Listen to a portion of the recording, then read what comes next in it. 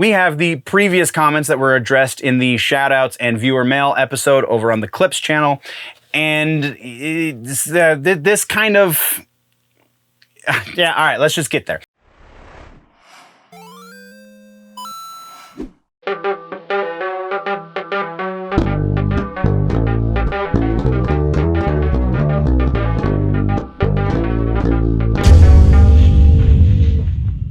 Welcome, nerds, to your week in Nerdom, right here on Generally Nerdy. In today's Nerd News episode, we have a rumor mill that has run amok. We have Blade, Star Trek, and Halo just kind of dominating everything. There's a bunch of other rumors to get to, and actually there's a bunch of news between here and there, so let's get to it. First up is housekeeping. This week we will be returning to the Friday episode, so those of you that listen on the audio outlets, it will be a Saturday episode as per usual.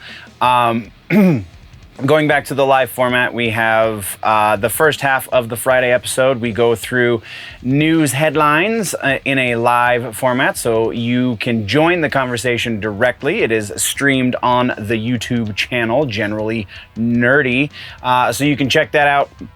Join the conversation, and then the second half of the Friday broadcast, we do a little bit of gaming. And Overwatch 2 just came out, so we're probably going to be playing that a little bit. And very likely some more Shredder's Revenge, and probably some Halo and maybe Mortal Kombat. So it's going to be a full Friday night. If you are so inclined to stay in on Fridays, then you can join your own personal nerdy guy.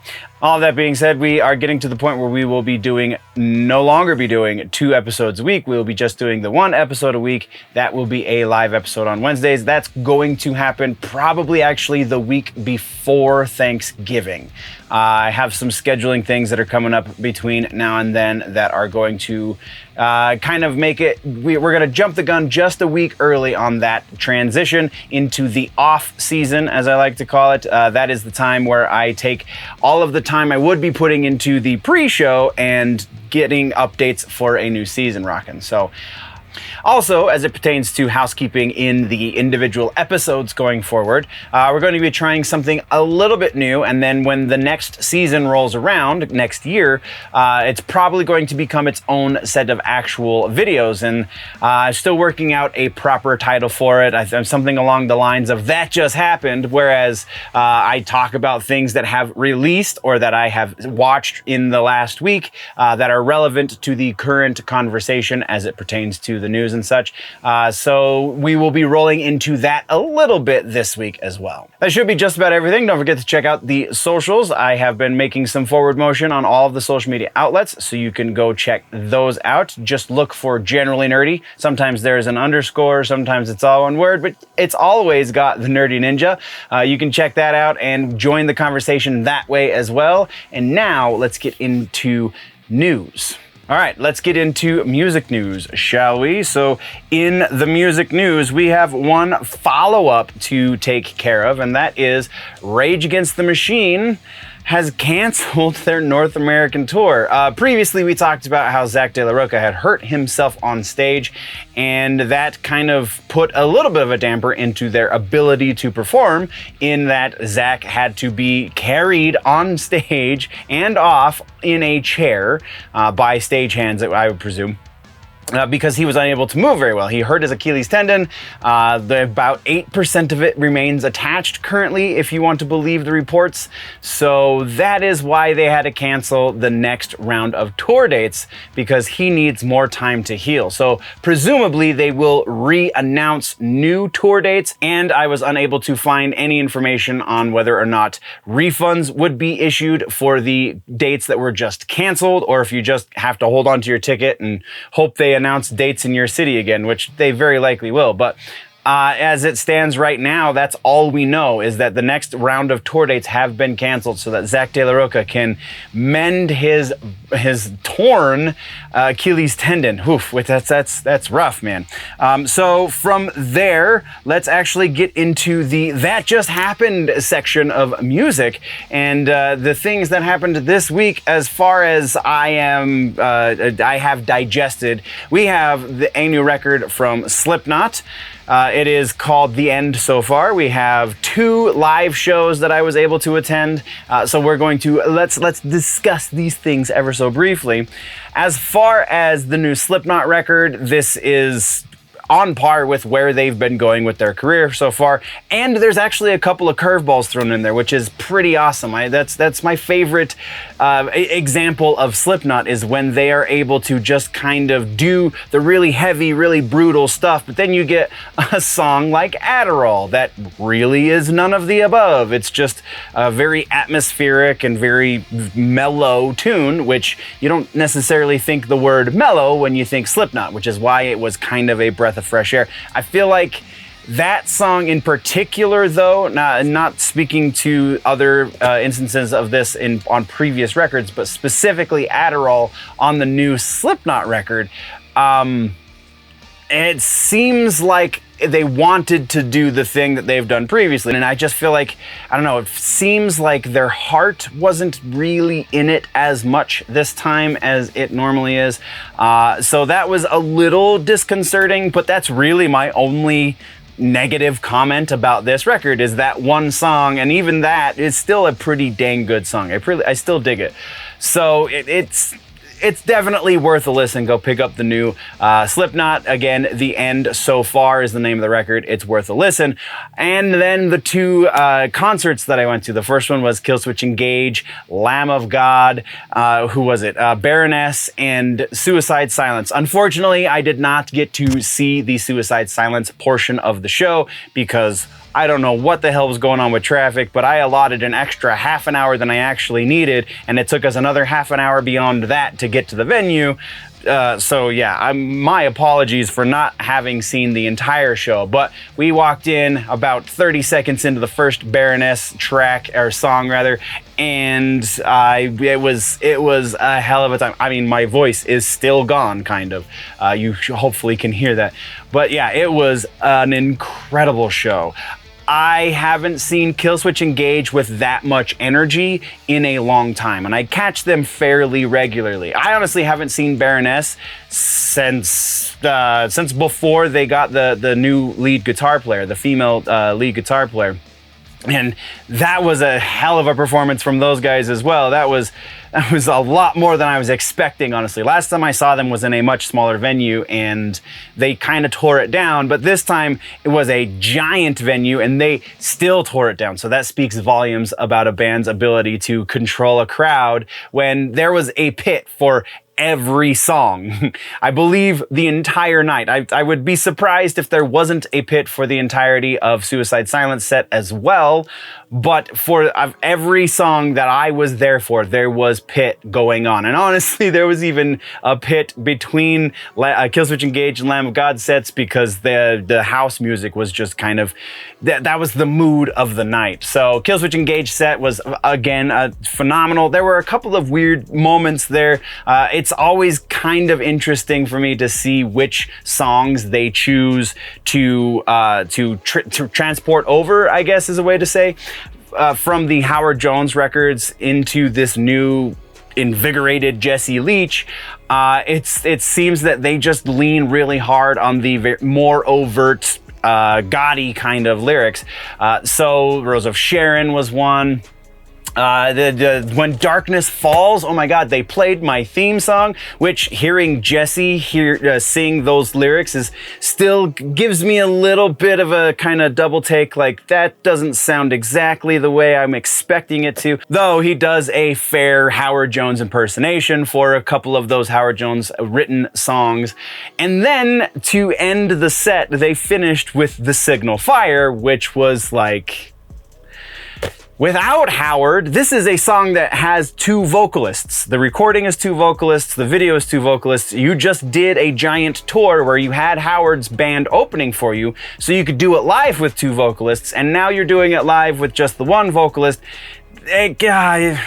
I loved every second of this set, and so keep that in mind when I'm about to say what I'm about to say, but absolutely every second of this set I 100% loved. Some of those seconds I loved more than others, and the end of the set just was a little I'm not going to say let me down, because nothing they did that night let me down, but it was a little different. We'll say it that way.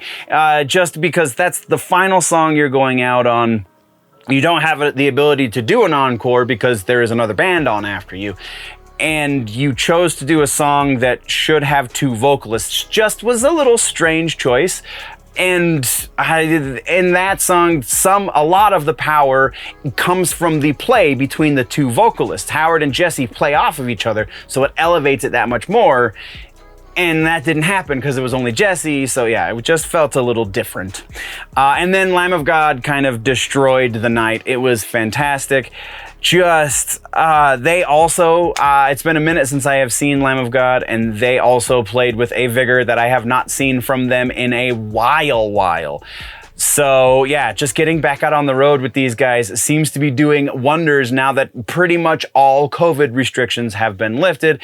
And it was great to see Willie on stage. I kind of forgot that Willie might not be on this tour, but that was just the European leg of the Omens tour. So played a couple of tracks off of the new Omens record, played my absolute favorite song, Omerta, which was just the theatricality behind how they went into that song, just elevated it even more. Every time they play it live, it's dynamically different than the recording in all of the right ways. So that was no exception.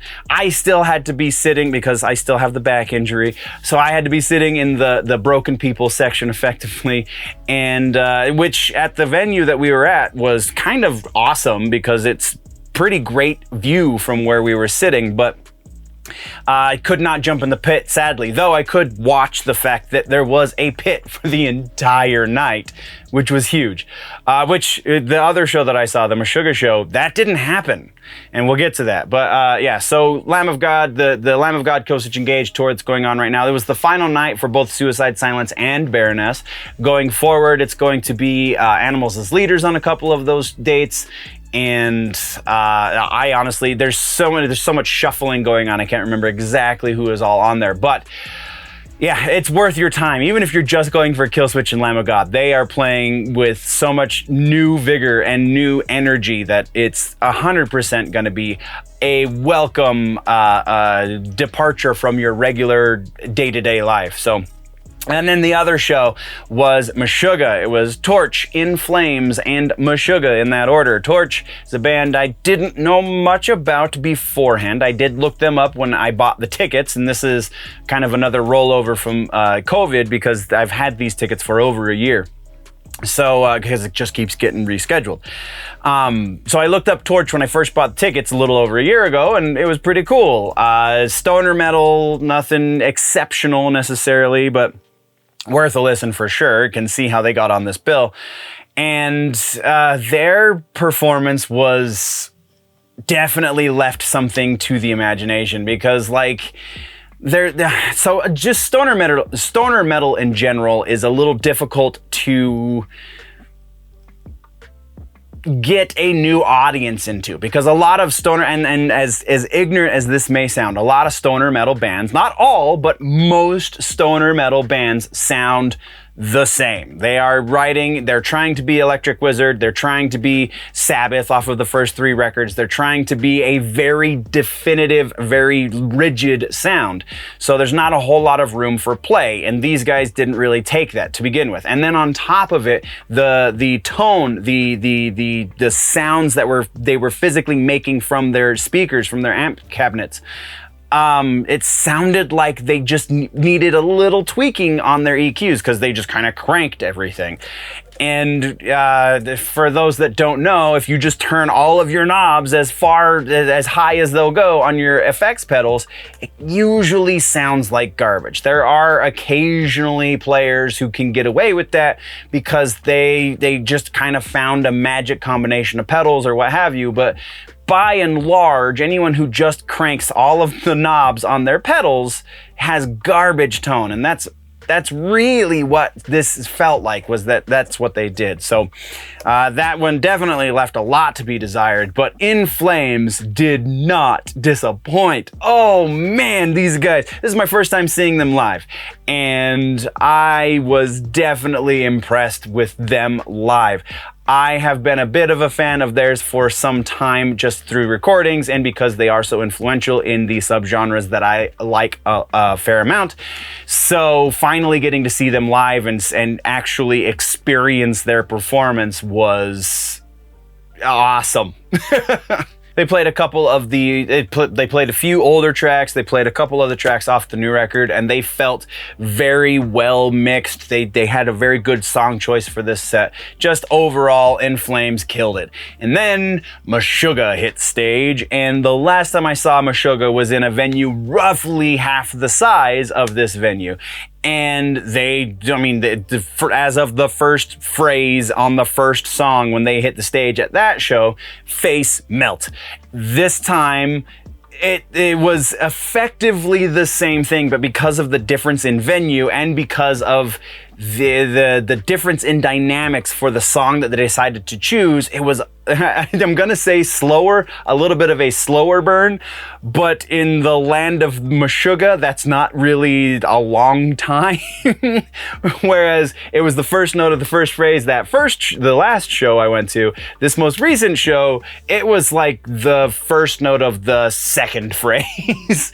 But yeah, the whole set was just, oh my God, this is amazing. Oh my God, this is amazing.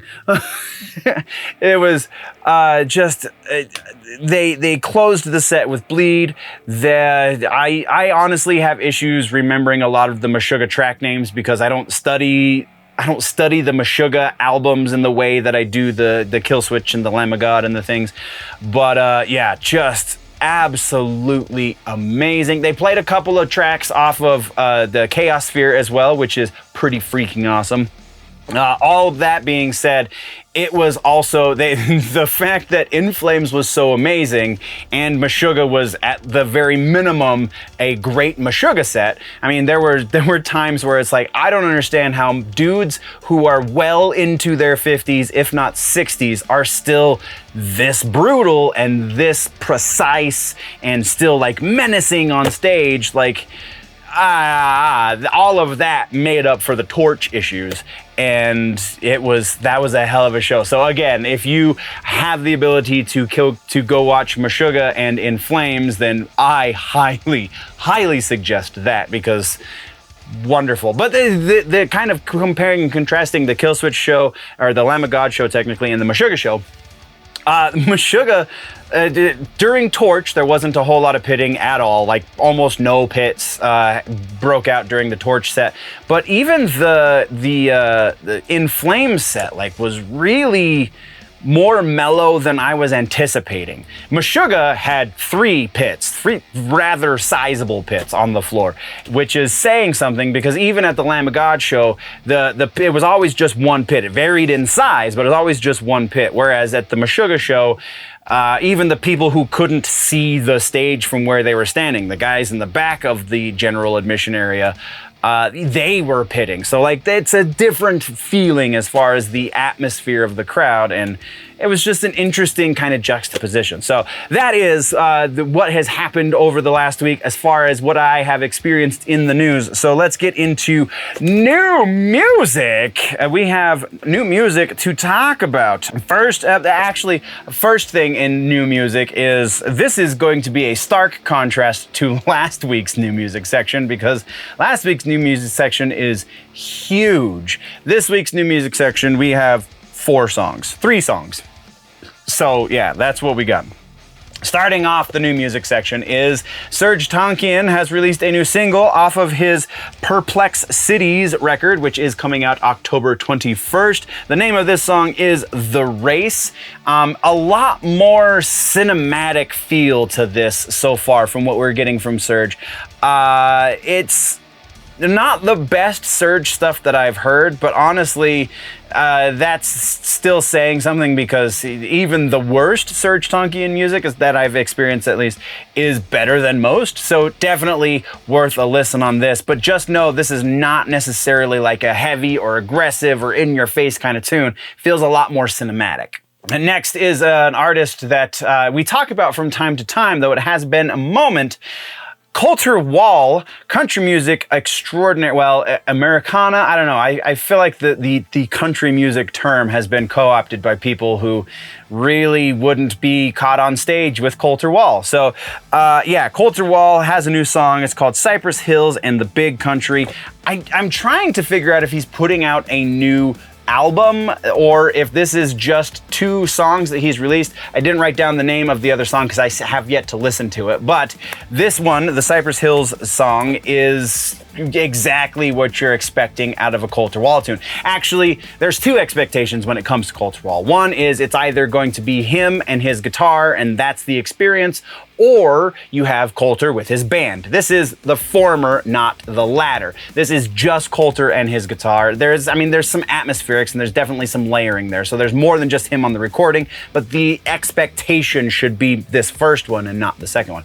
But it's great. This is one of the greatest Americana, even though he's Canadian, one of the greatest Americana lyricists out there. Coulter is something of a lyrical genius when it comes to telling a tale and evoking a mood and experience and all that. Yeah, just check out the new Coulter Wall music. It's beautiful. Our next one comes from what sounds like is a new band, though it is not actually a new band. The name of this band is 96 Bitter Beings, which might sound familiar to you because they used to be called CKY, which you know, Camp Kill Yourself. Bam Margera's little brother was the drummer. That's the band.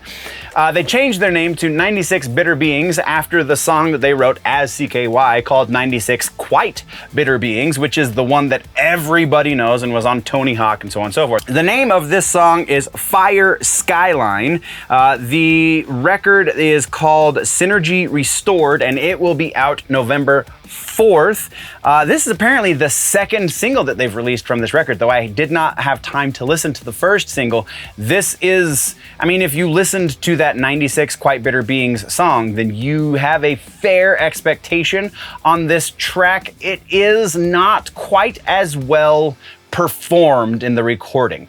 By that I mean the rock bass syndrome is great with this band. They definitely suffer from the rock bass syndrome, though I think part of that is the producer. Whoever produced this record just didn't know what to do with their bottom end, so it's really thin and kind of rests a lot in the mids and highs. So there's that. But also just like, it feels like the palm mutes, it feels like a lot of the longer phrases, it feels like all of this just lacks the clarity that we got on that 96 Quite Bitter Beings song. So, and honestly, the earlier CKY stuff kind of felt a little more well executed, even if it wasn't quite as well produced. So that's kind of where this one sits. It's a weak recommend, but definitely worth a listen, especially if you dig the CKY stuff. Now let's talk about touring. We have a fair amount of stuff on the tour page, and honestly, a couple of these took me by surprise. So first up, didn't take me by surprise. We're talking again about the Misfits. We have another show. All right, so I did look into this a little bit further, and more recently, this whole we're never gonna tour again, this is the last tour, that narrative that the Misfits has been putting out up until, again, fairly recently, is no longer the thing. Danzig's talking about how much fun he's having with the Misfits again. Jerry Only, I think I even saw an interview with him talking about how he would do the Misfits until he dies. A recent interview, because he said that previously as well. And then Doyle von Frankenstein, I feel like is just going to do whatever he's told because he's just there to look pretty most of the time anyway. And that's just my opinion, though. So they are playing New Year's Eve in Vegas. The opening acts, this one's pretty interesting, Tiger Army and the Circle Jerks. There is a link down in the description if you are looking for tickets. Again, it is in Las Vegas on New Year's, and also the early access password is down in the description as well. Should that still apply by the time you're trying to go get these tickets. But I feel like this is going to be a really fun show. Just even if it was just Tiger Army and the Misfits, I think that would be a hell of a show. So throwing in Circle Jerks, because they're the circle jerks. Yeah, absolutely. Just makes it that much better. Moving right along, we have one that we're not going to spend a whole lot of time on. Muse has announced that they're going on tour. They are going to be supported by Evanescence. The name of the tour is Will of the People, which is the name of the new Muse record, so it makes sense. Starting February 25th in 2023 in Chicago, Illinois, runs through April 20th in Salt Lake City, Utah. Yeah, go check out the websites because no early access tickets were on sale just yet, and I don't think there was any links anywhere that I could find outside of just going to the Muse website or the Evanescence website to get your tickets. And then we're going back to Culture Wall. Culture Wall is kind of doing a little bit of a tour to begin the year 2023. He has 5 dates scheduled so far. 3 of those 5 dates are in Texas. The other 2 dates are in Colorado. So if you want, there is a link down in the description for those, but so far, not an actual tour, just some dates, because it seems like he might actually be working on a new record, so we will keep tabs. Next one is Animals as Leaders. They are currently on tour in the States. We've talked about this previously. They just announced that there is going to be a European leg to this tour. It runs through January the 22nd. Again, that is in Europe. They are on tour right now, so sell tickets. You can find them on their website. And I think we have one more. Yes, one more is Depeche Mode, one of my favorite bands, honestly, of all time, and definitely from the 80s. March 23rd, Sacramento, California is going to kick off the new tour for Depeche Mode. It is the Memento Mori Tour, which is the name of their new record, which we're going to get to in just a minute. And it runs through October 11th in Oslo, Norway. So this is a world tour. There are already a bunch of dates scheduled. It seems that they are not really touring a whole lot in the States on this first leg. So as more dates are announced, should there be a second and or third leg should there be a second or and third leg or something along those lines, we will be definitely keeping tabs on that. But right now, their dates in the States are fairly limited. That is all of our tours. Let's get into news. And we have such a bad news section for music this week because we have 3 pieces. 2 of them are deaths, and the third kind of revolves around a death in a way. So let's get into this. Coolio, the rapper who gave us Gangsta's Paradise, Fantastic Voyage, he was in a bunch of movies, actor, rapper, producer, probably on some of the acting stuff, but I don't believe he ever produced any music. Either way, the man has passed, and I honestly thought it was a joke when I first heard this. He was only 59 years old, and I had the heart attack, and it was really hard to find the actual report on what it was that took him. But the official word on why Coolio is no longer with us is he had a heart attack at 59, and that's what took him. So that is a heavy one. Oh, because that is like a lot of the music from my childhood, was listening to that early hip hop stuff, of which Coolio was kind of one of the central figures. So yeah, we're gonna take a moment for Coolio. That's just, oof.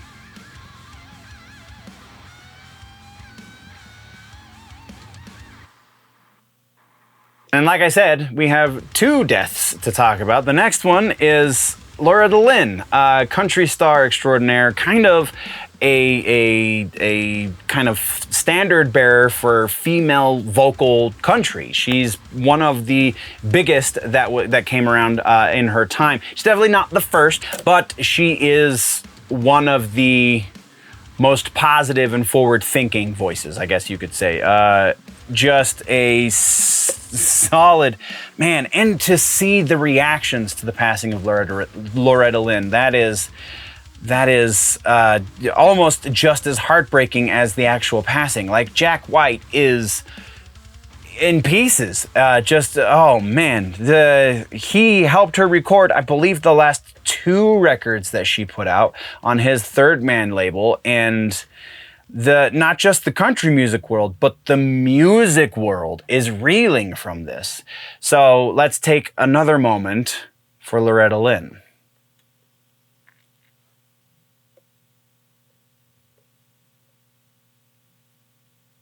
And then our final piece of regular ass news for the music section, like I said, kind of still is dealing with death. Memento Mori is a new record coming from Depeche Mode. This is the first new record that they are putting out post-death of Fletch, Andy Fletcher, their keyboard player and original member of the band, of which there are 3 and now there are 2. The first time they are putting out new music again since the passing of Fletch, and I'm excited about this because it does mean they're going on tour. It also means we get new music, and I love Depeche Mode, and honestly their last 2 records that they put out have been surprisingly good for men who are pushing close to 70.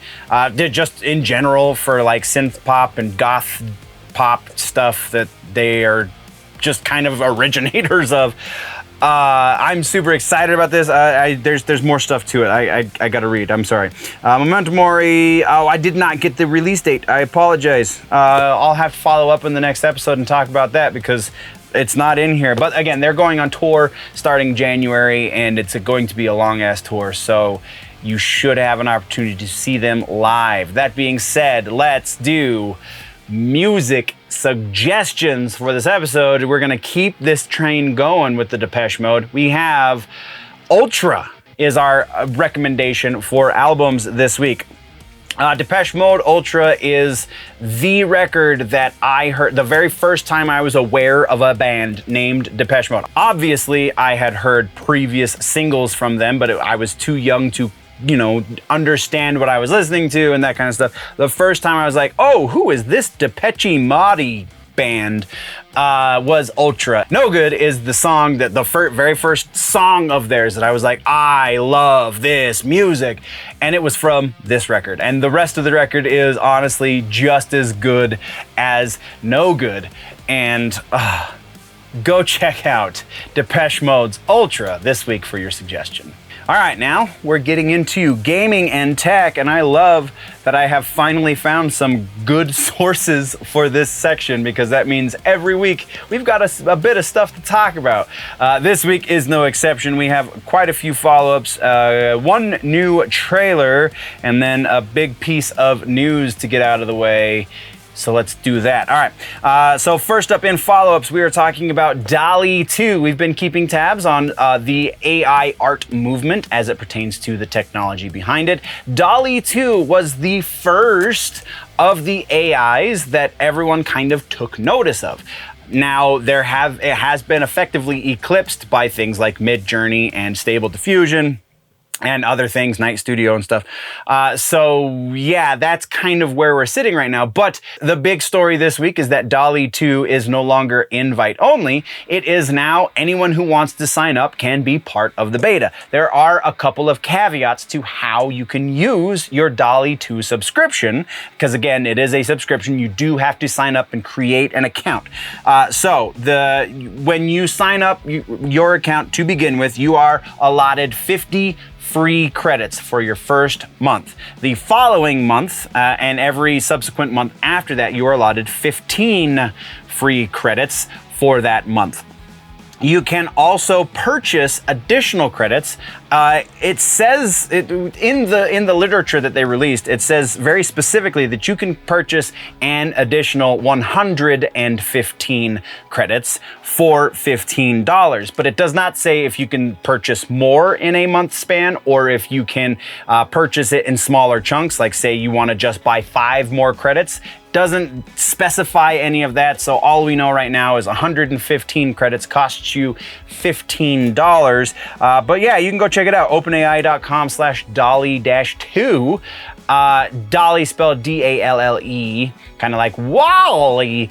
Yeah, pretty interesting. I have yet to play around with DALL-E because the base AI function is kind of limited by comparison to like Stable Diffusion and Midjourney, and honestly I don't find it to be as powerful from what I've seen other people doing. I don't find it to be quite as powerful as Midjourney Midjourney is kind of what it is these days. I've used up all my free credits there, but yeah. So, but the in-painting thing and the extending thing, the extended images thing, is what I'm really interested to go check out. So we will probably do that in stream as well this weekend. But as it stands right now, that's what we've got for Dolly 2. Let's move right along to Skull and Bones. This one I probably should have put in last week's episode, but it didn't make it in the notes for some reason, and yeah, so we're talking about it now. Skull and Bones, the pirate ship simulator that was bred from Assassin's Creed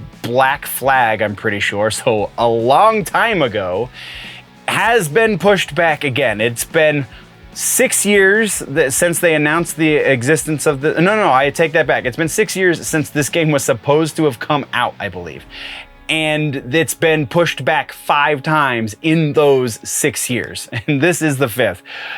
It is now going to be coming out March of 2023. So you've got a couple of months. And honestly, at this point, everyone's just saying, Ubisoft, just release it and move on, because it's going to be very shocking if this does rather well at all. If they make their money back on this, it's going to be a miracle almost. So yeah, it's a very strange situation, but they've sunk so much money into it at this point. If they don't release it, then they just have to eat all of that cost. So better to get some of it back than none of it, right? So that's what we got there. Next, we're talking about the Google Stadia situation. Google Stadia, if you've been living under a rock and you haven't heard yet, is the cloud gaming platform from Google, and they are shutting down the operation. So this means a number of things. First off, if you had a Google Stadia account, if you had a system, I guess you could call it, because it's not really a console. If you have the controller situation, then you are getting a refund. I was unable to find how much of a refund, if you're getting 100% of your money back, because the way their model was set up was it wasn't a subscription-based model, it was a purchase-based model. So even though all of the content was digital only and you had to download it to play it, you still had to purchase it in order to play it, which seems a little broken. And obviously it is, because Google's just going to suck it up and eat all of the cost for that. Again, I don't know if it's 100% of the cost that you spent on the console or if it's some fraction thereof, but yes, you will be getting a return on your investment. Also, there was a number of projects that were in development. So we have the Hideo Kojima follow-up to, not to Death Stranding, but I mean, it would have been the next game in line to Death Stranding, but yeah, just a Hideo Kojima project that is no longer happening. There was one 100% original game on the Stadia platform that very likely will never see the light of day again. So really strange situation. That's what we've got on it though. We're moving to our last piece of follow-up news for gaming and tech, and that has to do with Mortal Kombat. This is actually multi-tiered follow-up. First and foremost, there's supposedly going to be some sort of big Mortal Kombat mobile announcement made today. Part of the reason why I went into filming late and why this is getting posted late is because I was waiting for this announcement, but it got to the point where if I don't film now, this is not going to be making it out on the calendar day of October 5th. So we had to go to film. So if I find something in the editing process, I'll put it up on the screen. Otherwise, we'll have to follow up on this part of it next week. But something big is happening in Mortal Kombat Mobile.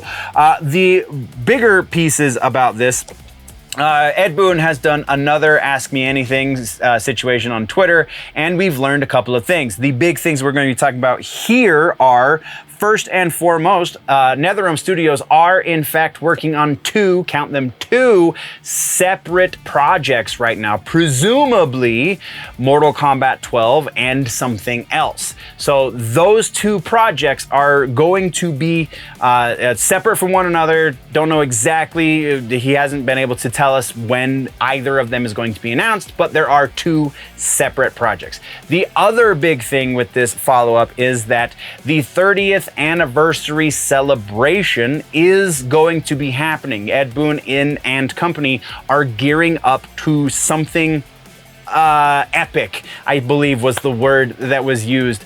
On October 8th, presumably, because that is the day that Mortal Kombat 1 came out in arcades. So October 8th, there is going to be some sort of announcement and celebration, but that announcement and celebration are not going to be the next NetherRealm game. Make sense? Okay, so that is our follow-up for Mortal Kombat and NetherRealm as it pertains to the next week or so. That being said, let's move into our next section, which is trailers. And we got one of my favorite trailers for the last little while, and that is Dead Space Remake. We got a gameplay trailer, link down in the description if you want to go check it out yourself. Yes, please, and thank you. This looks so good, so good. I'm super stoked about it. I honestly can't remember right now as we're talking about it if it's going to be coming to last gen and now I guess we can call it current gen, so Xbox One and Xbox Series, or PlayStation 4 and PlayStation 5 respectively, or if it's just going to be current gen consoles. But either way, this looks so good. This is almost, if it's only on current gen, it's almost enough for me to buy into the current generation. I might still be waiting for Mortal Kombat though, or whatever NetherRealm puts out. But there is a little bit more to it than just this trailer. There was announced that there is going to be a collector's edition of this game, and it's going to be $275, which is a little steep, but you get a whole boatload of stuff.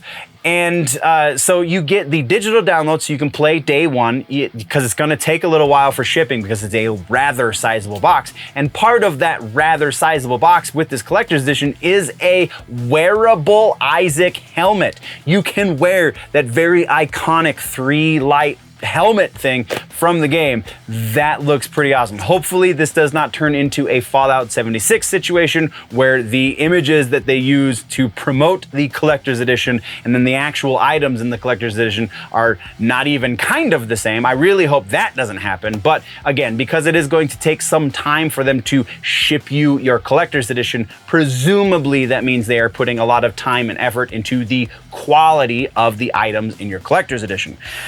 All of that being said, that is what we have up until this point. So let's talk regular ass news. And we have one big piece that is going to be sectioned off in regular ass news, and that has to do with CD Projekt. All right, so they made a huge announcement, and actually there is a YouTube video that you can go watch much more in-depth breakdown of this from the developer themselves, linked down in the description. So what this basically is CD Projekt has 5, in my notes I said 4, but honestly, if you really look at it, there's 5 different projects that this company is working on going forward, coming out of Cyberpunk 2077, and actually in a way 6, because of Cyberpunk 2077. So what are those 6-ish projects? So the first one is the DLC for Cyberpunk 2077, which will be out, I believe, November is what it said. And then there is a Cyberpunk 2077 sequel already in the earliest stages of development. So that's 2. Number 3 is the next Witcher series is going to be coming out in the future, in the semi-near future. It is going to be a different series, so they're leaving the other series behind, kind of, as it pertains to that project. So that project is codenamed Polaris, and then there is another Witcher game that does exist in the existing series, and that is going to be developed by a third-party developer that has yet to be named just yet. The code name for that one is Canis Majoris, and then the third Witcher game is a completely unique game unto itself that is going to have multiplayer elements as well as a single player story mode, and that one is going to be developed by the Molasses Flood, which is again another studio inside of the CD Projekt umbrella, and the code name for that game is Sirius. So they also, what is that? That's the 3 Witcher games. That's the CD Projekt, or the Cyberpunk 2077 DLC plus Cyberpunk 2077 2, I guess. And the 6th thing, because the DLC was the ish. The 6th thing is they're completely starting a brand new IP. So moving forward, there's going to be 3 big main CD Projekt Red properties that they're going to be focusing on, that they're hopefully going to be releasing with some sort of regularity. That's The Witcher, Cyberpunk 2077, and something that we don't know just yet. So, and that is, they said, even earlier in its life cycle than even the new Witcher series. So that is a lot of words and a lot of things to talk about with CD Projekt, but that is where that stands. Again, if you want a more in-depth breakdown from the developer themselves, then go check out the YouTube video link down in the description. And that being said, we have gaming and tech suggestions for the week. We've been trying to keep with the Halloween theme. Music and gaming and comics is a little difficult to stay on that track, especially when we got a new free-to-play game released this week, and that game is Overwatch. Overwatch 2 has been released. There is a free-to-play version of it. I just got it downloaded onto my console, so I don't know exactly what the limitations are of the free-to-play option. There is a $40 option. Presumably that $40 gets you maybe another hero or 2, and I, again, haven't really looked into it just yet, but this is your recommendation for the week, is because this is a great jumping on point if you want to get into this Overwatch thing that has been such a phenomenon over the last few years. Then now is a fantastic time to do it, because everybody is on close to an even playing field, because it literally just launched a couple days ago. So there you go. Comic books and books is our next section, and not a whole lot going on here, so I guess we're just gonna jump right in. So we have a follow-up on the Gargoyles comic book that we've been keeping tabs on, slow going as it may be. So we just got a couple of plot teases, I guess, from Gary Weisman, who is the creator. He was talking with Dynamite Entertainment, which is the publisher who's going to be putting out Dynamite Comics, is going to be putting out this comic book when it hits.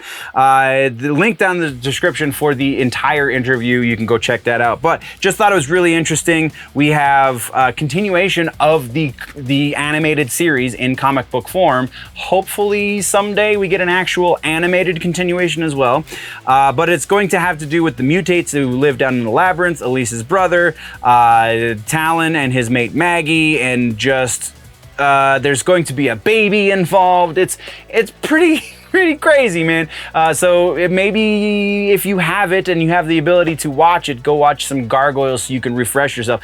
I didn't see the release date for this, so I apologize. I might have to just put it up on the screen. And that's what we've got there. Next, we have a new trailer. Book of Evil is the name of this new comic book. Scott Snyder and Jock's book for Scott Snyder's Comixology exclusives. And this one looks to live up to both of those names. Scott Snyder and Jock, both kind of legends, living legends in the comic book industry right now. And this trailer looks fantastic. So I kind of read the synopsis when they originally announced this book, and it seemed a little wonky, but this trailer clears up any issues you might have had kind of figuring out what the story is about. So I'm not going to get it too much detail here, but it's go check the trailer. It's totally worth your time. And that is all we have for news at all in this section. So let's talk comic book suggestions for this episode. And we're going back to one that came out a couple of years ago, Batman versus TMNT. That is your suggestion for this comic books episode. This is one of my favorite Batman books that has come out, honestly, in the last like 15 years or so. And I don't read as much Ninja Turtles as I would like, because I'm more of a cartoon fan, not as much of the comic book fan, though I know there's a lot of overlap there. Either way, this is so spot on in so many ways. All 3 issues, or all 3 collections, I guess, of this story are worth your time. Go check out Batman versus Teenage Mutant Ninja Turtles. All right, TV streaming is where we're at. Let's start with the That Just Happened section, which is, again, just kind of the things that I have interacted with in the span of the last week that have come out. So in TV streaming, we got a new episode of both House of the Dragon and the first episode of Interview with the Vampire. So let's talk House of the Dragon first. I thought it was effective in moving the story forward, effective in kind of really fleshing out these characters that we're dealing with in a lot of ways, and it worked super well. I think one thing that absolutely did not work, and the majority of the internet I think would agree with me, is these weird day for night filters that they put on this episode. It was an official announcement that it was an artistic direction that they decided to go in. There is never, ever a good reason to do day for night filters. Ever. Unless it is a scheduling conflict and you are forced into doing it, there is never a good artistic reason to do that. I guess I should clarify. Because it always looks like garbage. And you can always see where the sun is, even though you're using these day for night filters, and it always obscures the image that we're watching, so it makes it much more difficult to tell exactly what's going on because your brain can't quite process all of the issues that are happening in front of your eyes. The other prime example of this, and I can't even remember the name of the movie, but it's the one that Will Smith did where it was he was the clone of himself. So there's old Will Smith and young Will Smith in the same movie, and they're both secret agents or whatever. I think it was Ang Lee that was the director of that movie, and he shot the entire movie in 120 frames per second, which in and of itself is ridiculous. But yeah, there is a very distinctive scene that is supposed to be happening in the middle of the night in that movie that is very clearly happening in the middle of the day because the sun is almost directly overhead, so it screws all of the shadows and any of the artistic things that might be going on in there just totally shot by the fact that the sun and the shadows don't correspond with what our brains are expecting. So very similar situation here in this House of the Dragon episode is the sun isn't quite overhead for the entire time, but it is very obviously up. So the fact that this is supposed to be night does not play at all. It just looks like they got some schmutz on the camera lens and couldn't get it off for a while. And then when it transitions back to indoor shots, like your eyes have to adjust. So that's even more distracting. Again, even though we are learning a whole hell of a lot about these characters that is presumably going to be very important by the time we get to the end of this season of this show. So if you're doing these artistic decisions with the image, maybe do it on an episode that doesn't have as much story elements. That's not the words to use. Maybe do it on an episode that doesn't compel the story forward in such great lengths as this one does. So you have a little bit more breathing room, so we don't have to be paying attention to the words being spoken. We can look at your visuals, and then it won't be as distracting, I guess. But either way, like I said at the beginning of this, it's always a bad idea unless there are scheduling constraints that you cannot get around to do this. The only time I have ever seen this done in a way that makes any kind of sense was with the Shazam movie. The convenience store scene was shot in the middle of the day. It looks like it's the middle of the night because when they're in the store, they have day for night filters on the windows for the store, so they don't have it directly on the camera. So the camera is still processing proper color. And then when they're outside of the convenience store, they actually shot that at night. So yeah, those are, that's where we're at with House of the Dragon. But the other episode that we need to talk about, Interview with the Vampire, dropped its first episode for this new series. And we have a little bit to unpack here because we've been kind of building up to this show, right? So we have the previous comments that were addressed in the shoutouts and viewer mail episode over on the Clips channel. And this kind of, yeah, all right, let's just get there. So, Interview with the Vampire, I've read all of the books except for the most recent two, and honestly, what are very likely to be the last two, at least the last two written by Anne Rice, as she has sadly passed. So I'm pretty well versed in these books, and at least the overall lore for the books, because it's been so long since I read the first book. I can't say specifically that I remember expertly the very first book, because I've read so much in this universe that kind of contradicts what happens in the first book, because the first book is the only book that is told through the eyes of Louis. Everything else is told through the eyes of Lestat, and he remembers things differently, as he would, because he's a different character. So I'm processing this more through that prism of Lestat saw things happen this way, and this is where every other story has built, is from Lestat's point of view. So when we get the changes from Louis, there's a little bit that I had to kind of look up and process and really kind of analyze and think about. So that being said, I think that this version of this story is fantastic. I'm not gonna go so far yet to say that I love it. I love the setup. I love that we get a fully fleshed out Louis. We see his family. We don't just get told about his family. We actually see the bonds that he has with his family in this. Totally works. Now, the elephant in the room as it pertains to Louis. There have been a number of dramatic changes. So somebody in the comments section of one of the other videos said something along the lines of, "Oh, they're just what is the set dressing? It's superficial." It was the implication. The changes that they've made are superficial. I wholeheartedly disagree. There is nothing superficial about changing the century from which this person originates from. In the book, Louis comes from the 18th century. He comes from New Orleans, is where he meets Lestat, which it happened. That's how it happens here in the series as well. But it's from 1780. So in this series, it's 1910. That is 130 years difference. A lot of history happened in that time.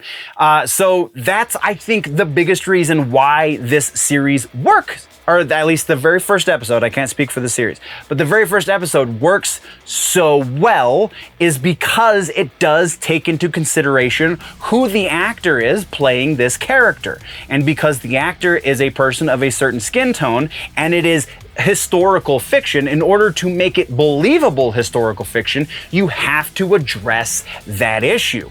And they do that. They do that well. They do that perfectly. I seriously only have one issue with this, and we're gonna get to that. But yeah, so once you understand that they have very explicitly changed the nature of Louis, and they make it so a lot of people say this, and I don't think that a lot of people. I think this is a thing that people say because other people say it, and not necessarily a thing that they honestly believe. But a lot of people say that Brad Pitt's Louis in the movie was a lot more quote-unquote emo from the Louis in the book. I would tend to disagree, but not greatly disagree. Yes, Louis is characterized very differently in the book than he is in the original movie. I will definitely give you that. But he is still weak. He's very timid. He is the kind of, in a lot of ways, the antithesis to Lestat, which is the point. In a lot of ways. This new version of Louis, I didn't put down the actor's name again, even though I love this guy. I think he's so great, especially now.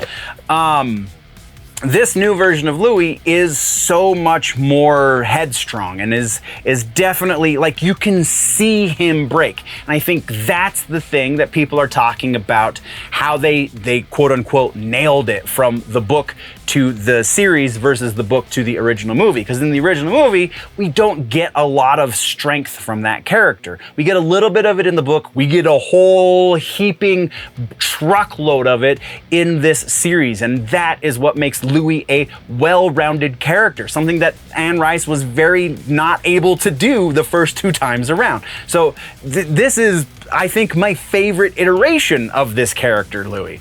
So yeah, there have been a significant amount of changes, but they work super well.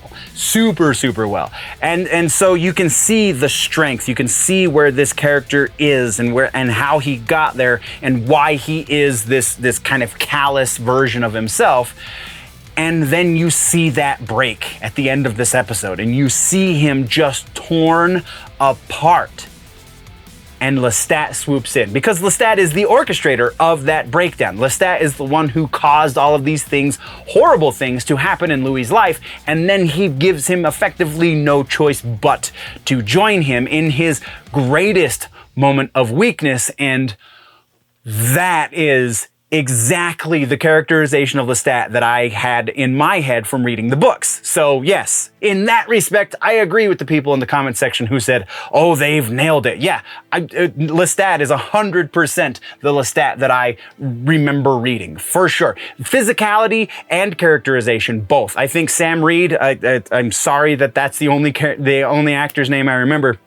I think Sam Reed is doing great things with Lestat, but I think that Johnson, I think that the other dude's name is something Johnson. I think that his portrayal of Louis is even better than Lestat's, because Lestat is exactly who he is in the book, but Louis is something original unto himself, and I think that's even better because it's a more believable character. Okay, so the one issue that I do have with this as of the first episode is the sexuality of these vampires. So I don't care that they're being portrayed as gay necessarily. I think that when you portray these vampires as quote unquote, I think he said the word homosexual, I think that's missing the point. If you were to put a word on the sexuality of the vampires in the books that Anne Rice wrote, I think the more appropriate term for the sexuality of the vampires is pansexual, because they don't care what the gender or anything like that is with the person that they're romantically or otherwise involved with. What is important to them is the beauty of this creature as well as the desirability of this creature. And it has nothing to do with plumbing. It has everything to do with what's in their ears and how their blood tastes, or between their ears, I guess I should say. So and maybe we're going to get to a point in this series, I'll leave this door open for sure, maybe we're going to get to a point in this series where Louis kind of redefines and says, well, I'm just attracted to beauty, because that's the way Lestat portrays it. That's the way, if you go back and read Memnoch, Lestat falls in love with a woman in a human woman, no less, in Memnoch. So yeah, I feel like we're missing the point a little bit, because they're obsessed with beauty, not sex. And in this show, it's more just the sexy bits and not as much the beauty, especially because Lestat kills whatever. So yeah, there is a minor issue I have there, but even that, because if you consider it that it is a different version of this story, then if that's the way they go forward with it, I mean, I'm still probably going to have a little bit of an issue with it, but it works either way. So not a major issue at all.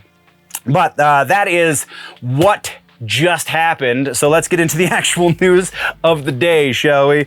Oh, I've just rambled about television shows for a moment. I need to reconsult my notes. All right. So follow-ups. We're gonna get into the news. Starting follow-ups. We have a casting announcement for the Time Bandits series that Taika Waititi is going to be producing. Lisa Kudrow has been brought in for an undisclosed role at this point into the Terry Gilliam remake that is going over to Netflix. We're going to keep right along with casting announcements. We got casting and visuals for the following characters in the Titans series as of season 4. We got Brother Blood, Mother Mayhem, and Jinx. Brother Blood will be played by Joseph Morgan. Mother Mayhem will be played by Franca Potente. And Jinx will be played by Lisa Ambalvanar. I know I mispronounced that wrong, or I know I pronounced that wrong. I apologize. And the suits that were made that you should be seeing on your screen if you're watching the episode are from Team LJ Super Suits, who have been making suits for CW shows and the Warner Brothers shows for some time. So they look really great. I really dig that Brother Blood and the Jinx. I think they're freaking phenomenal. But this also gives us the idea of where they come from. So these suits are being modeled off of, actually, at the very least, the Brother Blood and I believe Jinx as well, are being modeled off of the current comic book for the Titans, which is being written by Marv Wolfman and George Perez. This just looks phenomenal. I'm super stoked for season 4. I kind of have to play a little bit of catch up with the Titans show, but yeah, gonna be great. And these suits look fantastic. Next, we have Dune Sisterhood has also announced some new casting. We have Emily Watson and Shirley Henderson have reportedly been cast in the series as the 2 leads. They're going to be playing 2 Harkonnen sisters, who the series is going to be revolving around. Now, if you'll remember that the Dune Sisterhood series that is coming to HBO Max is going to be a prequel, not a direct prequel. It's going to be taking place roughly 10,000 years before the events of the movies that are currently going on as directed by Denis Villeneuve. So, yeah, super stoked about this. I think any adaptation right now of Dune is going in a fantastic direction. I think the casting here, not super familiar with either of those actors offhand, but I'm not going to be bad, I don't think, at all. Next up on the follow-ups list, we have Frasier. No longer just a pilot episode. It is going to full series as ordered by Paramount Plus before we even see a pilot episode, so that's good. I also heard a rumor that we're not going to cover in the rumor section, because rumor section is a whole beast unto itself this episode, but I also heard a rumor that this new series is going to circumvent the fact that we're not going to be getting all of the characters from the original series returning by putting Frasier into a new city. So that could be interesting, if that's true at all. And then we have our final, and this one makes me really sad. Our final follow-up in the TV streaming section is that the Grendel series on Netflix that was supposed to be based on the Dark Horse series by Matt Wagner has been canceled. All of that in spite of the fact that apparently they were done with principal photography. They were moving into post-production. So that means that it very well could be shopped around to a different streaming service. So hopefully, and we will definitely be keeping tabs on this one, hopefully we will see Grendel in the future, but it will not be coming from Netflix. So that is what we have for follow-ups. So let's get into trailers. We got 2 new trailers. First up is, and actually both trailers come from Netflix, and both are series that we've been keeping tabs on. So the first one is, I believe, the final trailer for Guillermo del Toro's Cabinet of Curiosities. October 25th is when this one launches, so we have about 3 weeks before we get to watch it. But oh my God, the cast in this show. Each episode, it's an anthology show, so each episode is going to be a standalone episode, but wow, there are so many big names in this. I can't even list them here. Go watch the trailer and see how many you can find. Next is Unsolved Mysteries, Volume 3. Is going to be coming out in 3 spurts. We have October 18th for the first 3 episodes, October 25th for the second 3 episodes, and then November 1st for the final 3 episodes for Volume 3 of Unsolved Mysteries. And again, new trailer, getting a little more in line with what we expect from OG Unsolved Mysteries, where there's a bit more of the bizarre and potentially supernatural involved. At least that's what they're leading us to believe with this new trailer. So could be awesome. Let's keep tabs on that. And then we have no regular ass news because again, we are getting towards the end of the year and such things generally don't happen quite as frequently in these final 3 months. So let's get into TV streaming suggestions, and just to wash the flavor out of your mouth of that silly Netflix Munsters show, I am going to recommend The Munsters. You can watch it. There's a whole channel dedicated to the Munsters over on Pluto TV, so go check out some Munsters action there. Or if you have the DVDs, I don't know where else it might be streaming, but go check out the Munsters, because you gotta appreciate where it comes from, because where it is now is not even half as good. So that is your recommendation for the week. So jumping into the movies section, we have one piece of that just happened. I kind of like that phrase as a title when it becomes its own series, but as it stands right now, it seems a little awkward. So maybe it'll get a little work on it. Maybe we'll just skip it. I don't know. Either way, Hocus Pocus happened this past week. It launched over on Disney Plus, and we did watch it here at Generally Nerdy. So we're talking about it because it was better than anticipated. Not gonna lie, it does not suffer as much from the modern remake Lego sequel situation, in that it doesn't play beat for beat everything that happened in the first movie, just with potentially different actors or minor differences between the two. There are definitely similar beats. There are definitely callback jokes that happen in this. Some of them fall very flat. Some of them don't work nearly as much as they should, and some of them definitely had water coming out of my nose. So it's kind of a mixed bag.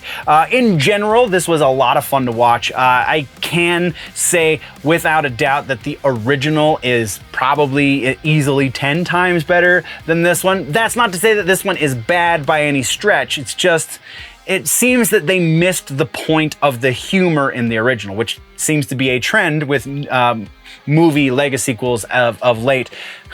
See the Munsters for an example of that. Good Lord. But yeah.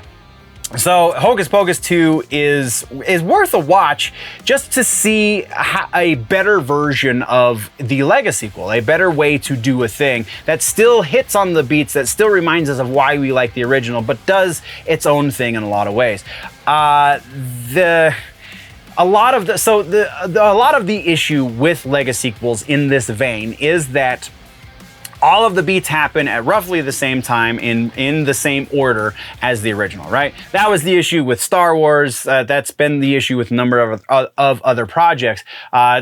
Creed, I think, was something in along those same vein. But this one, again, it does hit some of those same beats, but none of them happen at the exact same time in the overarching story. They kind of really front load. All right, these are all of the callback jokes, and these are all of the beats we hit in the first movie, so that we can get that out of the way and then get to where we want to go.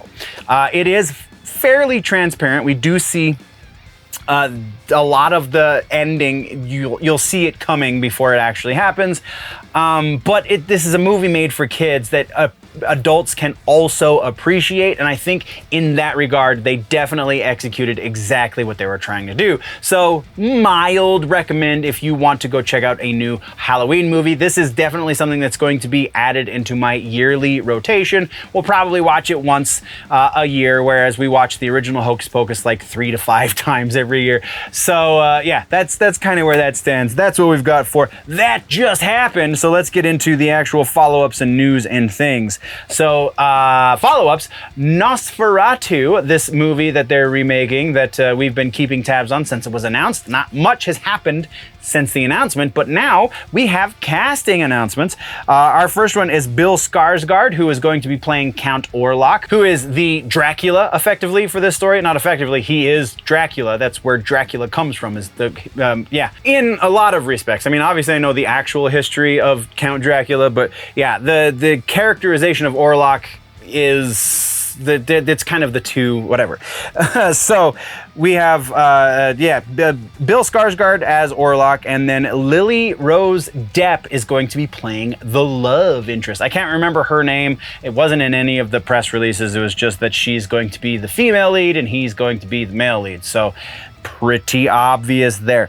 That is all we have on that. Next, we're talking about Blade, the new Mahershala Ali movie that is coming into the MCU. Was supposed to be happening this year, has now been pushed back to sometime next year. We called this in the last episode, though. We were talking about how Star Trek was pulled off of Paramount's release calendar because they lost their director. Well, Bassam Tariq has left this project. He was the director for Blade, and now they have to push it back because they don't have a director. So things change when your director changes. That being said, that's all we've got on that one. Next, let's talk... Oh, that's all the follow-ups we have, too. Whoops. Next, let's talk about trailers. We got a new Black Panther trailer to talk about. Black Panther, Wakanda Forever, November 11th. This one's been a little controversial because there's rumors surrounding this, but in the very least, it shows us that there is not who we thought, at the very least, inside of that suit.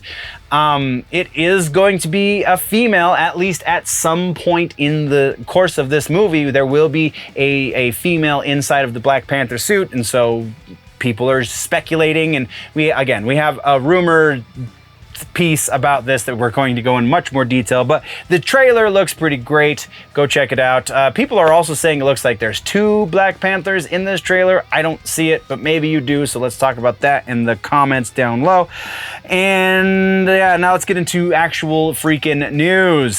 First up is Armor Wars. The once Disney Plus series is now going to be a movie. I did not see the date on this, and I should have, because I know it's been released, so I'll put it up on screen for those of you watching.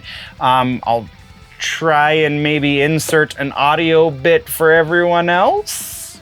If not, we'll follow up on it next week. But it has been moved to a movie and not a series, which is interestingly kind of a downgrade in this weird day and age that we have content to devour through, because a series means you get at least 6 hours to tell your story.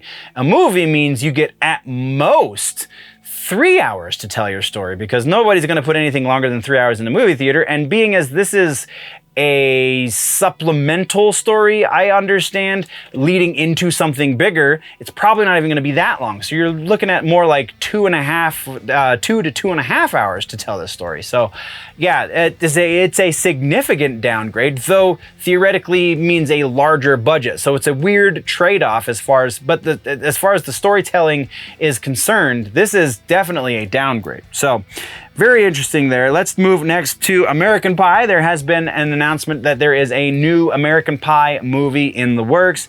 It is going to be directed by Sujata Day.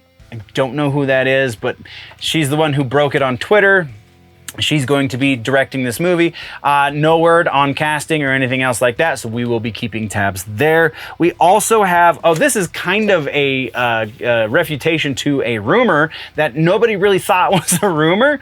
Bruce Willis, if you remember, I don't think we talked about it on the show because I wanted to let a little bit more develop before we actually talked about it, is Bruce Willis is not, in fact, licensing his likeness to an AI company in order to keep his acting career going, in a similar vein as to what we did cover previously with James Earl Jones licensing his voice to an AI company. Bruce Willis is just straight retiring, according to his people. He is not trying to sell his likeness so that he can continue getting the acting money, even though he's not doing the acting, which is very interesting. But yeah, it comes directly from him, so it's gotta be true, I guess. If more breaks on this, we will be keeping tabs, but otherwise, let's get into our final section for every section, and that is movie suggestions. This week's suggestion, keeping in line with the Halloween theme, as well as the fact that the new Hellraiser movie comes out next week, or the week after. I'm pretty sure it's next week. We're gonna say Hellraiser. Go check out the original Hellraiser. This is honestly the only one that I can really recommend in the entire series as being good for reasons that aren't silly. Because almost every other Hellraiser movie in the series, and I believe there's 10 of them at this point, is good for bad reasons. This one, I would say, is probably what, I mean, there might be one other one, I might be misremembering certain things, but definitely the first Hellraiser movie, came out in like 1987, I believe, is worth a watch, keeping in mind that it did come out in 1987, and so certain things probably aren't as scary as they once were, but it is still rather well executed. So go check out Hellraiser, the OG, this week for your recommendation. Now let's talk rumor mill. We keep alluding to it this whole episode, so now we got to jump into it.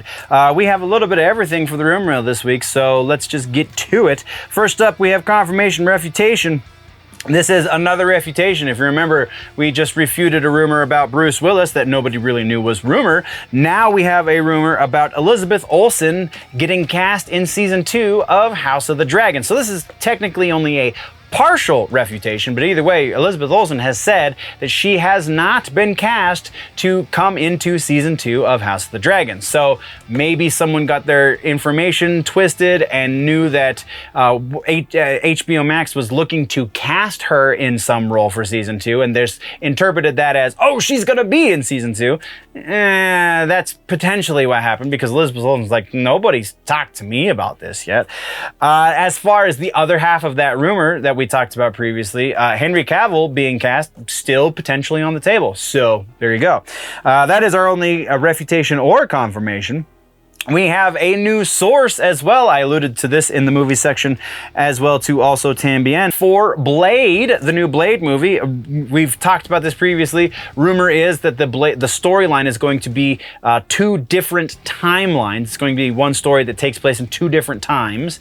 And we have new sources saying that this will be the case. That being said, we're not giving this any sort of like increased likelihood, because it was already fairly strong to begin with. I don't think this new source is any more reliable than the sources we got it from before, so it still sits, I believe it was like a 70% or something, but that's where it sits right now. So let's get into brand new rumors, shall we? Our first one, our biggest one, I think, for the episode has to do with the new Thunderbolts movie. If you remember previously, Thaddeus Ross, the leader of the Thunderbolts team in the comic books, General Thaddeus Ross even, previously was played by William Hurt. Sadly, William Hurt has since passed and is no longer able to play the role, obviously. So how are we going to do a Thunderbolts movie without the leader of the Thunderbolts team? Well, there are a number of ways, and this rumor wants us to believe that they're just going to recast the role of William Hurt with none other than Han Solo himself,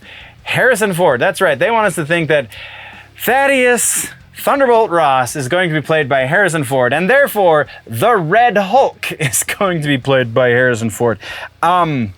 This one comes from really solid sources, so it really, I honestly think this is going to be one of the times that these very solid sources are incorrect, because I'm giving this about a 40% likelihood that we're going to see Harrison Ford as Thaddeus Ross, Red Hulk. Will they recast the role of Thaddeus Ross? Potentially. They didn't do it with T'Challa because they had an easy out, because in the comic books that character, or the title of Black Panther, has been held by multiple characters beyond just T'Challa, so sure, let's do it that way. But Thaddeus Ross is Thaddeus Ross, so how do we do that? I think they're going to go a different direction with who leads the Thunderbolts.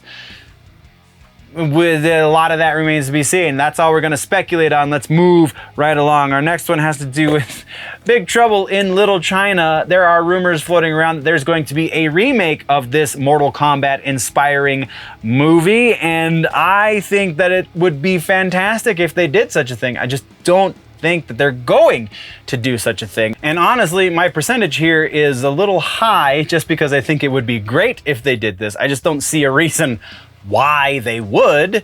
So we're gonna say 35% likely that this will be a thing, a remade Big Trouble in Little China movie. I just don't see a reason, and right now, with money being the way it is, you kind of need a reason to do such a thing. So let's move next to, we have a series of Halo rumors. So first and foremost, we have 2 specific Halo Infinite rumors. First of these Halo Infinite rumors is that there have been a number of rumors, and honestly, Sean W is the one who broke this over. He's got his own YouTube channel. If you like, video game stuff, then he's a good guy to watch. But he kind of started this, and then there have been a number of other outlets that have been talking about it, in that they're going to be changing engines potentially for this game. They're moving from Slipspace Engine, which is their in-house engine that they built at 343 Studios, and they're going to be now adapting Unreal Engine 5. So this one kind of plays in multiple directions, because the rumor in and of itself makes sense if you consider the atmosphere of work that Microsoft likes to harbor, likes to encourage with their development studios, in that most of the labor done is done by outside sources. They effectively bring in a bunch of interns, work them to the bone for 3 months. Once their 3 months are done, they're all released because they're not brought on as full-time employees, and then another new batch comes in to do the grunt work again. So with that in mind, a lot more people in the industry know the Unreal Engine very, very well, whereas Slipspace is proprietary IP, so not as many people know it. So a good chunk of those 3 months is these new people learning this engine, which explains a lot of why they've had so many freaking troubles getting this game to where the community thinks it should be, where it probably should have been when it launched. That being said, that has led to other things of speculation, in that Halo Infinite is going to be abandoned because they're switching engines. They're going to move into this new engine, and people don't know how gaming development works, and so it doesn't make sense that you have a game functioning in two different engines, which I would tend to agree. But that also is based on the assumption that they are actually moving engines, where the last official update we got, granted it was 3 months ago, the last official update we got from 343 was that Slipspace was very much still in rotation. It was very much still the gaming force behind this game, which is their only game that they're doing.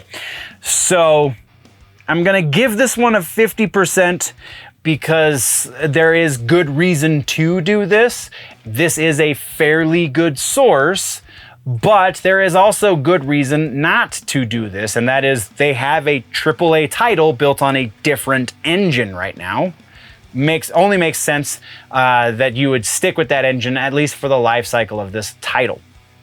The other Halo Infinite specific rumor that we have has to do very much more specifically with Bonnie Ross. Remember, Bonnie Ross was the lead for 343 Industries. She was the CEO, I believe, to some degree, at least as far as when it came to development and community and all that stuff.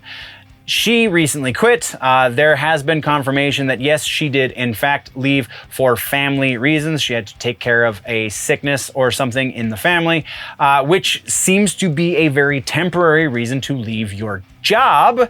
But if it's something that requires a lot of attention, then it could be a number of months or even years before she could be to a point where she can return to the workforce. So that being what it is, the rumor here is that because it is a temporary reason to leave a job, and because Microsoft is currently trying to purchase other video game developers, very specifically Activision Blizzard, Bonnie Ross is going to be welcomed back into the fold of the Microsoft umbrella and going to be put in as the head of that studio when she returns. So she will no longer be with 343, she will be the head of Activision Blizzard. I think this again would be a good thing. It is rumor based on rumor, because there is no confirmation, official confirmation, I should say, that Bonnie Ross has left for these specific reasons, aside from what she herself has said. So I guess it's better than most. But it just, I don't know. There's a lot at play here. This is also assuming that she's not going to go back to 343 as something else in that company. So there's a lot of rumor based on rumor here. So we're going to give this one a 40% likelihood, just because I think it's slightly less likely. Our next rumor has to do with Black Panther, Wakanda Forever. So this is the one that we were talking about again in the movies section. Black Panther, the two Black Panthers rumor. Let's address this right now. Will there be two different characters who wear the suit in the movie? Probably. I would put that at a very high probability. As far as will there be two Black Panthers like the rumor suggests by the end of the movie? Probably not. I would be very surprised if we do not see two different characters donning the mantle, or at the very least, the armor of the Black Panther in this movie. In the first movie, we got two different characters with Black Panther armor, so again, probably going to happen again in the future. Now, will there be two different Black Panthers involved with the story? By the end of the movie, no. I think there will be a singular Black Panther. One character will wear that mantle, regardless of gender, that's irrelevant. One character will wear that mantle. I kind of hope it's Shuri, not gonna lie. But either way, that is going to be the way the movie ends as far as I'm concerned. So likelihood that we will have two Black Panthers active at the end of this movie, I'm gonna put at about 30%. Just because I've heard it from so many sources, I can't deny it outright. I can't just shoot it down with the amount of confidence that I would like. So 30% is where that sits. And then we're talking about Midnight Club, gaming rumor. Midnight Club LA is reportedly going to be getting a remake. Remake is somewhere in development, according to leakers even. People who have been able to access information digitally that I didn't quite understand how they came to this information. But again, very solid sources. We have seen evidence of this from these sources, so they have physical evidence to back it up, so that kind of lends in their favor. Midnight Club is a dead franchise, so whoever owns the rights, I'm sure, sees an opportunity and they might want to take it. So we're putting this one at about 60% likelihood we will be seeing I'm more actually 60% for Midnight Club LA, because again, that's specifically what the leaker's talking about. But I think if the more probable option here is that there's going to be a new Midnight Club game, because when you remake a race car game, that just becomes its own thing anyway. So why not just make a new property in this series, right? That seems to make a little bit more sense to me, but I don't know. I'm not a game developer. I can't say specifically. Our next rumor is another video game rumor, and this one has to do with Multiverses, a game that I probably need to put a little bit more time into, not gonna lie. This one has to do with the Joker joining the lineup, and specifically Joker joining the lineup as voiced by Mark Hamill. The Mark Hamill thing, I think, is the reason why we didn't go higher. But we have every reason to believe there have been a number of leaks at this point that have kind of shown that the artwork exists for the Joker in this game. The Mark Hamill thing, he has said kind of mixed things about playing that character in the past, as far as when he wants to revisit the character, usually has to do with something, you know, quality storytelling or something along those lines. So being as there's no real story behind the Multiverses game, that I think is why we're not going any higher than we are, but we are going significantly higher than every other rumor in this episode. 75% likelihood that we will be seeing the Joker in this game. And I think if you want to get specific about the Mark Hamill piece, I would drop that just a little bit more to about 65% for Mark Hamill specifically. I think it's a little bit more likely that they will put the Joker in with somebody else voicing him, as sad as that might sound to most of us. Our next rumor has to do with Star Trek. This one is kind of building off of the stuff that we were talking about in the last episode. This rumor is the obvious rumor that I think a lot of people were expecting, and that is that Star Trek has been completely removed from and canceled by All Things Paramount. So we will not be seeing any more Kelvin Timeline movies. I think this is a hater's wet dream. I don't think this is going anywhere. It comes from fairly weak source. I'm putting this one 25% that they have canceled Star Trek for. I feel like the hype that they were building was far too effective in where they're wanting to go with this. I think as soon as they find a new director, we'll get another release date, and this rumor will be squashed outright. And then our next one has to do again with Halo. Like I said, we have a number of Halo rumors. This one is not Halo in Infinite necessarily, at least not according to the rumor.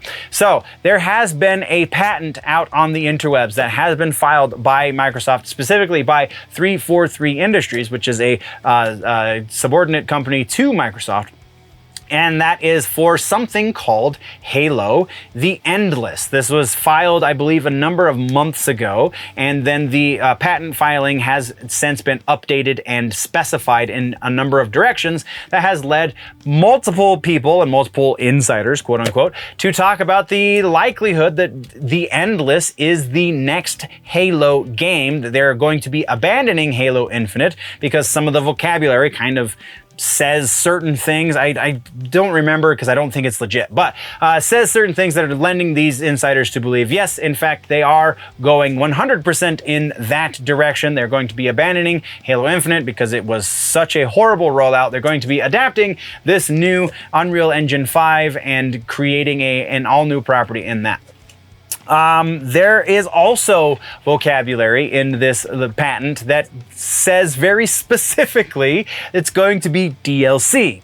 So we're going 25% likelihood with this one as well, because every official word we have got from 343 Industries. They actually just posted another one of their little teaser things for Forge up on their official YouTube channel. You can go check that out. Everything we've been getting from this is that we're still running in this current engine. Will the next Halo game be also made in Slipspace engine?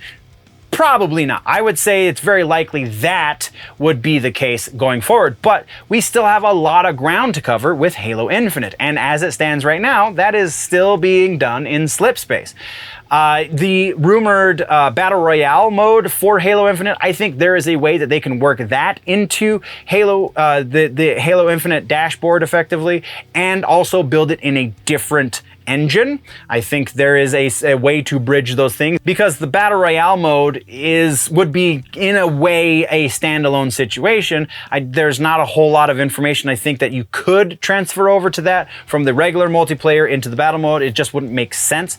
So yes, I think maybe the Tatanka project, which everyone at this point believes is the Battle Royale mode, I think that might be getting developed into a different engine. But as far as Halo Infinite, we still have a few years left that they're going to be supporting this game. Again, 25% likelihood that we are going to be seeing the Endless as a brand new game. I think the Endless is going to be a story DLC, which is coming way down the road according to the really poor roadmap we got from 343 Industries. And then we have honestly a bunch more stuff to talk about, but no more time to do it. This is an exceptionally long episode, so go check out older episodes to continue the conversation. Don't forget to find me on the social medias so we can have a more direct conversation. Join the Friday live show so we can talk in real time and do all of the things, subscribe, like, all of that jazz. Thank you very much, nerds. We're going to head out. But